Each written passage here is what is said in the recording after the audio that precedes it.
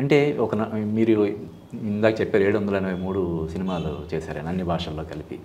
ఈ సినిమాల్లో మిమ్మల్ని బాగా సినిమా చేసిన తర్వాత కూడా వెంటాడిన పాత్రలు అంటే ఒక గణేష్లో క్యారెక్టర్ కానీ ఒక శత్రువులో క్యారెక్టర్ కానీ అలాగా అంటే వెంటాడటం అనేది ఏం లేదండి.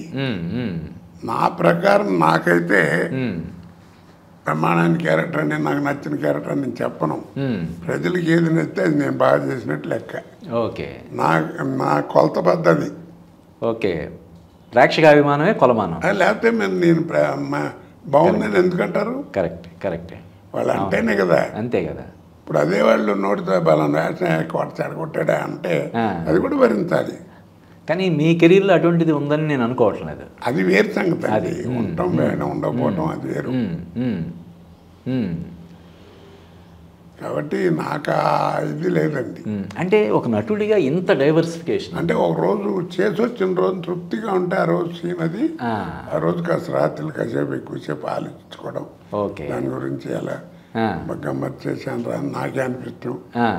అందరూ మెచ్చుకుంటారు, అబ్బాయిలు మెచ్చుకున్నారా బాగుందని కొంచెం అది ఉంటుంది తప్ప వెంటాడి ఈ లోపల ఇంకో వేషం ఏదో ఒకటి వస్తుంది వచ్చేది. అంటే అంత బిజీగా ఉండడం వల్ల అంటే బిజీగా ఉండడం అంటే ఇప్పుడు మహానుభావులు రంగారావు ఉన్నాడు, గవర్నర్ శాస్త్రి గారు ఉన్నారు, లింగమూర్తి గారు ఉన్నారు, అలాగే ఆయన పేరేంటి సిఎస్ గుమ్మడి గారు. సరే గుమ్మడి మా తరంకి వచ్చేవాడు మహానటు. నాకు గుమ్మడి గారు అంటే మహా ఇష్టం అండి, అది వేరు. ఆ తర్వాత ఇలాగే వంగర గారు, గోవిందరాజు సుబ్బారావు మహానుభావులు ఎంతోమంది వచ్చారు. ఆయన పేరు ఏంటి? తాంబూలు ఇచ్చి అంత నువ్వుగా ఉన్నట్టాడు. సిఎస్ కాదండి బెజవాడ. ఆయన పేరేంటి ఏంటండి లాయరు, బాగా నన్నగా భలే ఉండేవాడు మంచి. ఓకే, ఆయన గురుగారు వెన్నకోట రామన్న పంతులు గారు. వెన్నకోట రామన్న పంతులు మహానుభావులు ఎంతోమంది ఉన్నారు. అవునవునవును, అవును. అలా లేదని కాదు కదా, ఏదో అడిగారు మీరు, దీనికి ఏదో ఆలోచనలో పోయింది. ఏమడిగారు అసలు దీనికి? అంటే మిమ్మల్ని వెంటాడిన అదే వాళ్ళందరూ లేరు మహానుభావులు. అంత వాళ్ళు చేసిన క్యారెక్టర్ల ముందు మనం ఎంత అండి. ఆ రోజుల్లో అప్పట్లో ఆ కాలమాన పరిస్థితులను బట్టి ఆ వేషాలు. కానీ అంటే కాకపోతే ఆ రోజుల్లో ఏంటంటేనండి 5 రకాల సినిమాలు ఉండేవి. కైకాల సత్యనారాయణ గారి టైం దాకా 5 రకాలు: సాంఘికం, పౌరాణికం, జానపదం, చారిత్రాత్మకం, కౌబాయ్. ఓకే, 5 ఆరో సినిమా లేదు.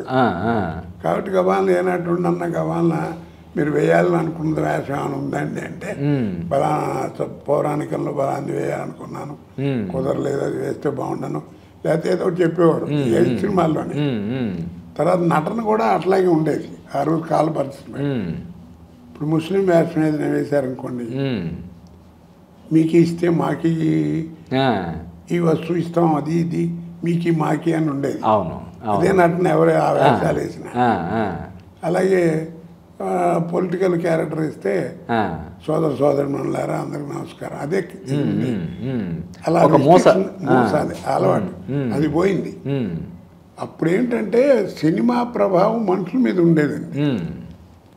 అవును, గుణసుందర్ కథలు చీరలు, వాణిశ్రీ గారి చీరలు, ఇలాగే ఆడవాళ్ళు జుట్టు వేసుకోవడం, సాధన కట్టు, అవును, ఇలా ఉండేవి. కరెక్ట్, కరెక్ట్ అండి. అప్పుడు సినిమా ప్రభావం మనుషుల మీద ఉండేది. బెల్ ప్యాంట్లు ఇప్పుడు అలా ఉండేది. ఇప్పుడు ఆ పరిస్థితి కాదు. ఇప్పుడు మనుషుల ప్రభావం సినిమా మీదకి వచ్చింది. కరెక్ట్ అండి. ఇప్పుడు ఫర్ ఎగ్జాంపుల్ నేను కనీసం 100 క్యారెక్టర్లనే వేస్తుంటా, పొలిటికల్ క్యారెక్టర్లు.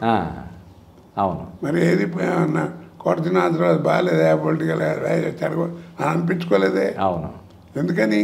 అవును, నా క్రియేషన్ కాదు. రోజు టీవీలో చూస్తాం, మీటింగ్లో పొలిటికల్ వాళ్ళు ఎలా మాడుతున్నారు, ఎలా తప్పు మాడుతున్నారు, ఎలా మంచిగా మాడుతున్నారు, ఏ భాషలో మాడుతున్నారు, ఏ మాండలికంలో ఉంది, ఇవన్నీ చూస్తుంటాం. మనం దొరుకుతుంటాయి. అన్న నటుడికి అబ్జర్వేషన్ ముఖ్యం. కరెక్ట్ అండి.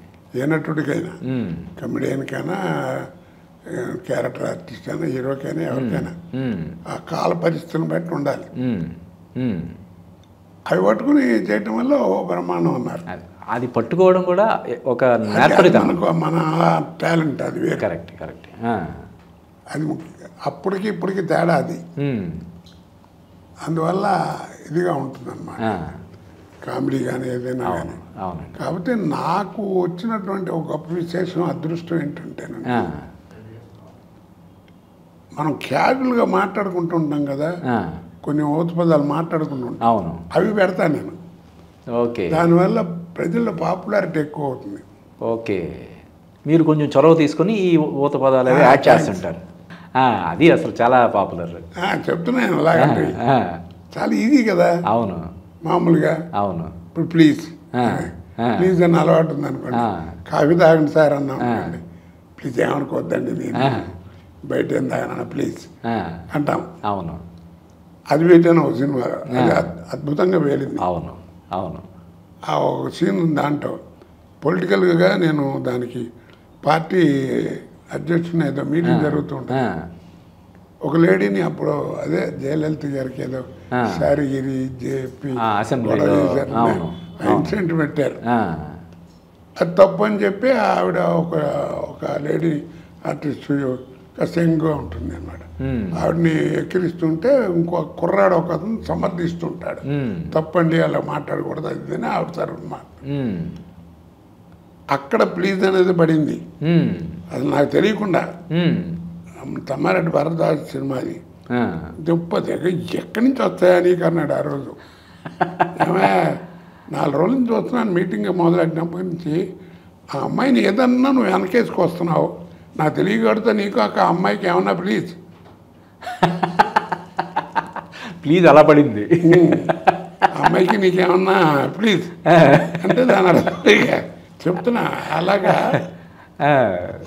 క్యాజువల్ పదాలు పడతాయండి, దానివల్ల పాపులర్. అంటే దాన్ని ఆ పలికే విధానం బట్టి కూడా అది వేరే అనుకోండి. అవునండి. ఇప్పుడు మీరు రచయిత, మీకు ఎప్పుడు ఆనందంగా ఉంటుంది, మీరు బ్రహ్మాండమైన డైలాగ్ రాస్తారు, బాగుంది బాగుంది అంటారు, డైరెక్టర్ కూడా బాగుంది అంటే అంటారు.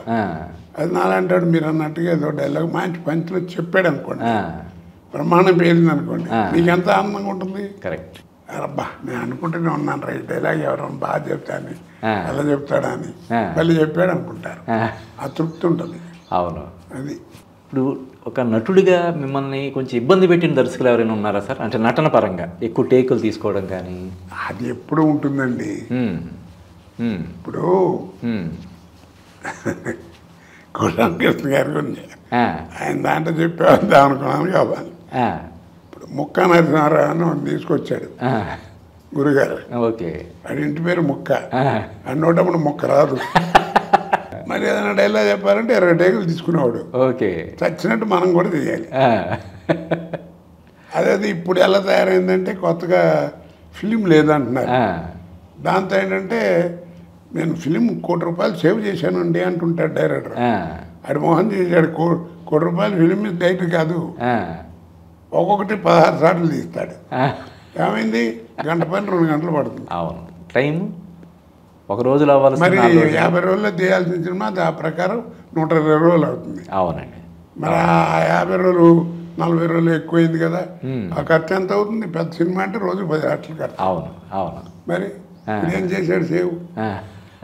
ఏమి లేదండి, ఊరికే వచ్చినాడు ఇలా అన్నం తిన్నావా, దాన్ని ఒకసారి 10 సార్లు తీస్తారు. అన్నం తిన్నావా, అన్నం తిన్నావా, అన్నం తిన్నావా, అన్నం తిన్నావా, అన్నం తిన్నా, అన్నం తిన్నాను తిన్నాను తిన్నాను తిన్నాను తిన్నాను. ఏమిటిది ఏమయ్యా ఏంటి అన్నా అనుకోండి, ఏది బాగుంటుంది పెట్టదామని అంటాడు. ఏది బాగుంటుంది పెట్టాలంటే డైరెక్టర్ ఎందుకు నేను చెప్పలేను. క్వాలిటీ లేకపోతే ఘంటసాల గారు బాగా వాడతారా, బాలసుబ్రహ్మణ్యం గారు బాగా వాడతారంటే, బాలసుబ్రహ్మణ్యం గారు కూడా మంచి గాయకుడే, కానీ వాళ్ళిద్దరు కంపేర్ జరుగుతుంది అనుకోండి, ఏం ఆడతాం, ఘంటసాల గారే బాగా పాడతాడంట. అవును అవును. బాలుగారు మరి గాయకుడు కాదు, మరి అంత పేరు ఘంటసాల గారి కంటే పేరు. అవునండి. ఆ రోజులు వేరు ఈ రోజులు వేరు. రోజు సుందరామూర్తి గారితో మాట్లాడుతుంటే ఆయన అన్నారు, పాపం అంటే కోపంగా కాదు ఈర్చే కాదు ఆయన అంటాం, బాలు గారు బాగా ఫ్రెండ్ అందరు వీళ్ళంతా, జంజాల గారు, పేటర్ గారు, బాలు గారు, మేము కూడా ఎప్పుడైనా వెళ్ళి కూర్చున్నప్పుడు ఆ రోజు యాక్సిడెంట్లో ఉన్నా. ఆ రోజు బాలు గారు కూర్చొని మాట్లాడుతూ, అబ్బా ఏం డల్గా ఉన్నారేంటి బాలు, ఇంటికి డల్గా ఉన్నామని జంజాల్ గారు అడిగారు. వాళ్ళు క్లోజ్గా కూర్చున్నప్పుడు ఏకవచనంలోనే ఉండేది. నువ్వు అంటే నువ్వు అనుకున్నా. ఏం లేదు వాళ్ళు 13 పాటలు పాడారండి, టైర్ అయిపోయారన్న. అప్పుడు సుందరరామూర్తి గారికి అతను నవ్వుకున్నాడు. ఏం నవ్వుతున్నారంటే 13 పాటలు పాడినంత పెద్ద గొప్పగా చెబుతున్నాడు. ఘంటసాల గారు మరి నీకు కష్టపడ్డాడు. వీళ్ళంటే వీళ్ళు తాగిని పాడతారు, వీళ్ళకి చేయనిది కరెక్ట్. పైగా వీళ్ళకి రేషన్ కాదు, సౌండ్ ట్రాక్ ఎవడో ముందు చెప్తాడు కూడా, పాడతాడు, దాన్ని వీళ్ళు పట్టుకుని నేను చేయటమే కదా. పాడతాను ఉంది సరే, కాకపోతే 13 పాటలు పాడటం అంటే టైం అంటే అంత ఎర్లీగా పాడినట్టు లెక్క అని అన్ని. మరి నేనేమో చెప్పుకోవాలన్నాడు ఆయన. ఏమిటన్నాడు, ఏంటి సార్ అంటే ఓ రోజు 18 పాటలు రాశాట. అయ్యే బాబోయ్, 18 పాటలు అంటే పాడటం అనేది ఒకటి రాసింది ఒకటి చెప్పింది పాడతావు. అవును. 18 రాయాలంటే ఆ సీన్లన్నీ ఎంత పని చేయాలి. అవును. ఇది అసలు ఇప్పుడు వరకు తెలియదు ఇది. ఆయన ఒక రోజులో 18 పాటలు రాయడం. ఓ రోజున యాక్సిడెంట్లుగా పాంబుర హోటల్లో ఎప్పుడు జంజాల్ గారికి 2-3 మినిమం 3 రూములు ఉండేవి. జంజాల్ గారు 3 కంపెనీ పేరు మీద. అక్కడికి వెళ్ళి 1 గంట అక్కడ కూర్చుని 1 గంట ఇక్కడ 1 గంట కూర్చుని రాస్తుండేవాడు మనిషి. ఒకరోజు సుందరరామూర్తి గారితో ఆయన సినిమాకి ఏదో డిస్కషన్ చేస్తున్నారు పాటలకి.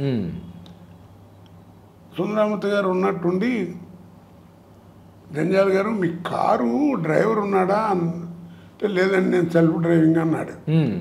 ఏంటి ఏం కావాలి చెప్పండి అంటే ఏం లేదు ఒకసారి ఏవిఎం స్టూడియోకి వెళ్ళాలన్నాడు. ఏదో అర్జెంట్ పని పర్లేదు నేను దింపుతాను పదండి అంటే బయలుదేరి వెళ్ళాను. సరే నేను కూడా ఉన్నాను, వెనకాల కూర్చున్నాను, వెళ్తున్నాం. ఏవిఎంకి వెళ్ళారు. వెళ్ళంగానే చక్రవర్తి గారు ఆయనకు ఒక సపరేట్ ఇది ఉంది రూమ్, అది. ముందు ఆయన దగ్గరికి వెళ్తే చక్రవర్తి ఎదురు వచ్చావా ఏం రాసావా బ్రహ్మాండమైన పాట చూన్ చేశాను చూడు ఒకసారి విన్నాను చూడు కూడా వినిపించాను. సరే బాగుందని చిరునవ్వు నవ్వుకుంటూ బయటకు వచ్చాడు. సరే పాట అన్నాడు కదా ఆనందంలో ఉన్నాడేమో అనుకున్నాను. బయటకు వచ్చి ఇటు వస్తేనేమో మీరు డైరెక్టరు ఆయన కనపడి అబ్బా సుందరరామూర్తి గారు ఏం రాశారండి, చూన్ కూడా చేశాను వినండి చూడండి చూని వినిపించాడు. అన్నాడు నవ్వుకుంటూ బయటకు వచ్చాం. కారు ఎక్కిన తర్వాత జంజాల్ గారు అడిగారు, ఏమండి ఏంటి కంగారు పడ్డారేంటి చక్కగా ఉందని. ఏంటి ఏం లేదండి ఆయనకి దిక్కుమాలిందనే ఒక ఊత పదం సుందరరామూర్తి గారు. దిక్కుమాలింది ఆడి పాట ఈడికి ఈడి పాట ఆడికి ఇచ్చానండి. కరెక్ట్ సూట్ అయిందండి అంటే ఏముంది పాట దానికి ఒక భావమా పావడా సిచ్యువేషన్ ఏదో దిక్కుమాలి ఎదురు సరదాగా రాసిపోయారు సరే వాళ్ళకి బాగుంది వీడి బాగుంది. అలాగా మరి అలా నటుడికి రచయితకి ఎంత ధ్యాస ఉండాలండి. 13 పాటలు పాడడం కంటే 13 పాటలు 18 పాటలు రాయడం. అందుకే అన్నారు రవికాంతుని తోట కవికాంతును అని. కరెక్ట్ అండి, కరెక్ట్ కరెక్ట్. ఊరికే కాదు ఎవరికి ఉండేది వాళ్ళకు ఉందండి. కరెక్ట్ కరెక్ట్ అండి. ఇప్పుడు నా దగ్గర 4 మంది వస్తారు. ఆ మధ్యన వచ్చి ఒక 10-15 మంది దాకా మీకు ఇంత ఎక్స్పీరియన్స్ ఉంది చిన్న సినిమా ఒకటి మొదలెట్టాం డైరెక్ట్ చేయండి అని. అలాగే ఒకరు వచ్చి ఆ మధ్యన పాట పాడేళ్ళండి గమ్మత్తుగా. అవునండి, మందుబాబులు అదే అడగబోతున్నాయి పాటల ప్రస్తావన సందర్భంగా. అది గమ్మత్ అండి. అది ఒరిజినల్గా అతను ఆయన పేరండి దేవిశ్రీ ప్రసాద్ గారు పాడటం, ఆ ఒరిజినల్ దాని మీద నేను పొల్లాచిలో యాక్ట్ చేయడం అన్నీ అయిపోయినాయి. ఓహో, ముందు రికార్డింగ్ యాక్టింగ్ అన్నీ అయిపోయినాయి. ఇంకా 5-6 రోజుల ముందు తర్వాత ఇప్పుడు ఇది ఓపెనింగ్ అని ఏదో పెడతారుగా, అదే ఫంక్షన్ ఏదో అనుకుంటున్నారు. ఓకే. ఓ రోజు హరిశంకర్ పొద్దునే ఫోన్ చేశాడు, బాబాయ్ నీకు షూటింగ్ ఉందా ఇవాళంటే ఉందన్న. ఎన్నింటికంటే 9 అన్నాడు. 9 అన్నా 1 గంట పర్మిషన్ తీసుకుని రాగలవా అన్నాడు డబ్బింగ్ థియేటర్కి అని.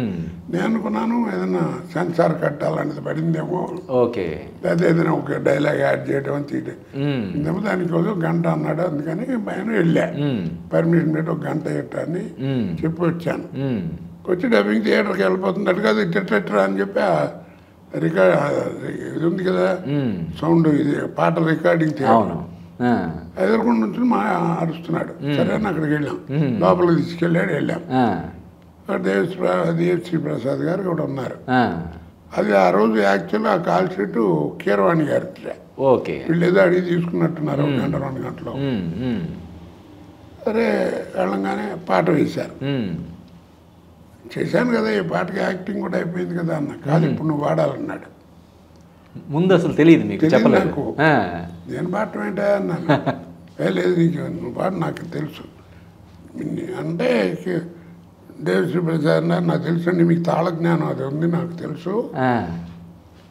కాకపోతే నేను బాగా పాడాను, అది వేరు పక్కన పెట్టండి, మీరు యాక్ట్ చేశారు.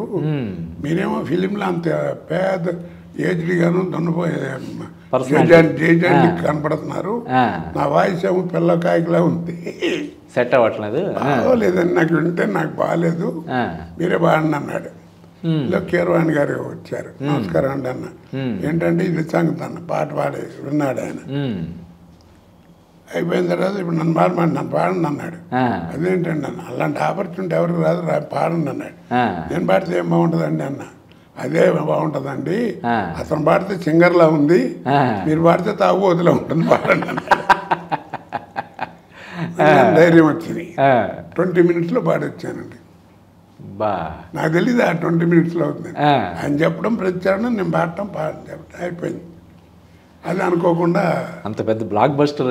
ఇప్పుడు కూడా ఏదో చాలా మంది ఏమనుకుంటారంటే ఆ పాట పాడినప్పుడు మీరు నిజంగానే మందు కొట్టి అన్న పాడారేమో అంత. ఏదైనా మొత్తానికి అదే పాడిందో పాటైనా విపరీతమైనటువంటి పేరు వచ్చేసింది. అవును, అవునండి. తర్వాత దాని గురించి మా సినిమాలో పాట పెడతామండి, మీరు పాడాలని కూడా పిచ్చి పిచ్చి గట్ట మాట్లాడకండి, నేను పాడను, డైరెక్షన్ అనేది అలా అనుకుంటే నా ఇంటికి రావద్దని చెప్పేవాడిని.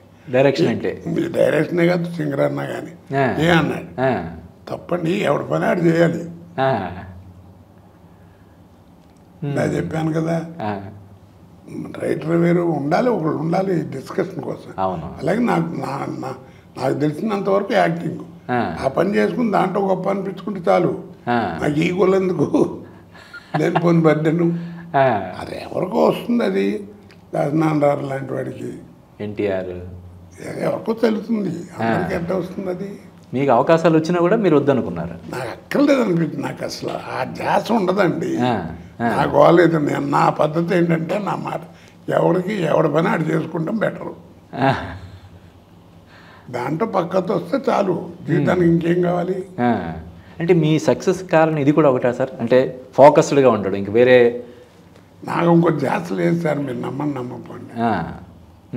ఓన్లీ నటన నటన నటన. అంతే, నాకు తెలిసింది అది.